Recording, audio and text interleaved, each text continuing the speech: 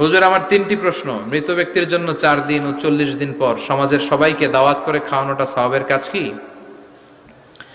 মৃত ব্যক্তির পাশে বসে কোরআন মাজিদ পড়া ও খতম দেওয়া কি সওয়াবের কাজ? আমরা যে কবরস্থানের পাশে গিয়ে বলি আসসালামু আলাইকুম হালাল কবর, এটা কি ঠিক কিনা? মৃত ব্যক্তির জন্য 4 দিন ও 40 দিন পর আপনারা যেটা করেন, এটা বলে 40 কি বলে? সবাই একটা রমরমা ভাব নিয়ে খাইতে যায়, মনে হয় যে বিয়ের দাওয়াত খাইতে যাইতেছে। আছে না নাই? তো যে মরছে আপনি তার জন্য কাঁদবেন, দোয়াই না করবেন, এত খুশি কেন আপনাদের? আপনি খাওয়ান, খাওয়াতে দোষ নাই।